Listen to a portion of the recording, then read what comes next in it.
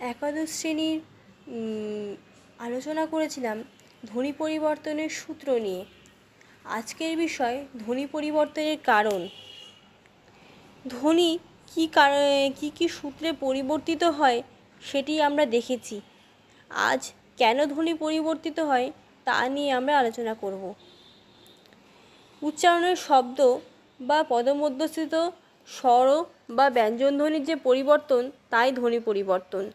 নানা কারণে এই ধ্বনি পরিবর্তিত হয়, যেমন ভৌগোলিক পরিবেশ ও জলবায়ু।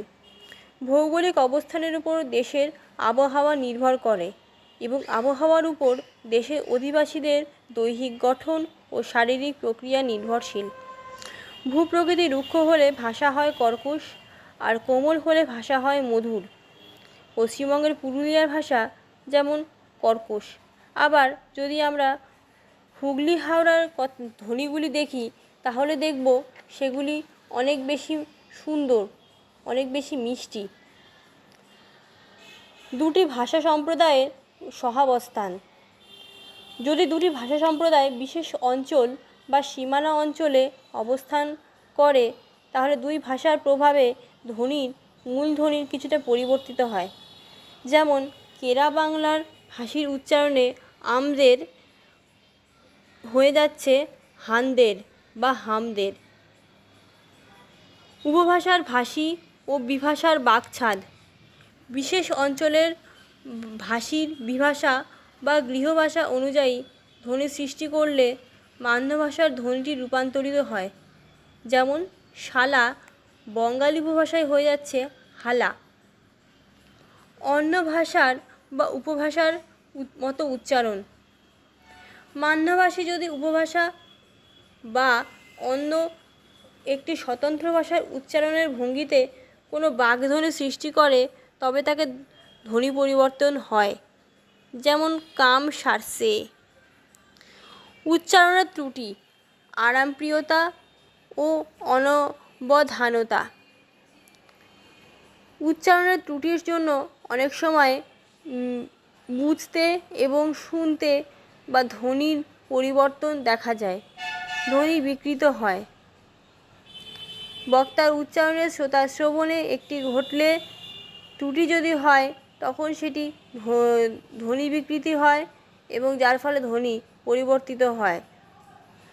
অনেক সময় উচ্চারণের সময় কষ্টকে লাঘব করার জন্য অনেক সময় ধ্বনিকে বিকৃত করে উচ্চারণ করা হয়।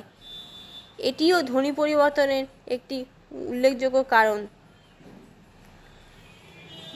জিহ্বা আর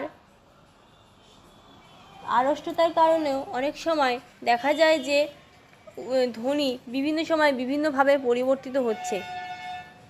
যেমন লক্ষ্মী হচ্ছে লক্ষ্মী, লক্ষ্মী ল ক শ ম, সেটা হয়ে যাচ্ছে লক্ষ্মী। আবার দেখতে পাচ্ছি যে বৃহস্পতিবার সেটি হচ্ছে বৃহস্পতিবার। গামছা হচ্ছে গামছা। এগুলো ত্রুটি বা বিচ্যুতির কারণে অনেক সময় শ্বাসাঘাতের কারণেও অনেক সময় ধ্বনি পরিবর্তিত হচ্ছে। বাকধ্বনিকে সুন্দর করতে গিয়ে অনেক সময় ধ্বনি বিপর্যয় ঘটে বা ধ্বনির পরিবর্তন ঘটে যায়। যেমন ব্যবহার হচ্ছে ব্যবহার, পুষ্ট হচ্ছে পুরুষ্টু। শ্রবণজনিত ত্রুটি। শ্রবণ শক্তির সমস্যা থাকলে বাকধ্বনির বিকার দেখা যায়। অবশ্য শ্রুতিগত সমস্যা এক্ষেত্রে দায়ী হয়। যেমন বেগুন হচ্ছে সেগুন, শশা শশা। অসতর্কতা, অমনোযোগিতার কারণেও অনেক সময় ভাষার ধ্বনি পরিবর্তিত হয়। লোকনিযুক্তিজনিত ত্রুটি।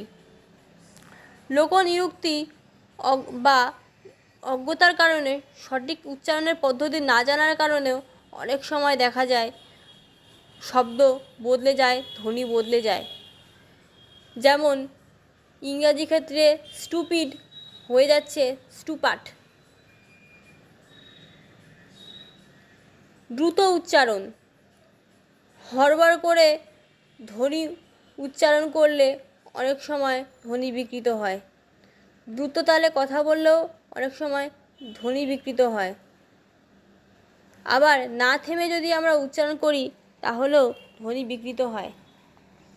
তাহলে, যেমন তাহলে উদাহরণটাতে যদি দেখি, সেটা উচ্চারণ বিকৃতিতে হয়ে যাচ্ছে, দ্রুত উচ্চারণ করার ফলে হয়ে যাচ্ছে তালে।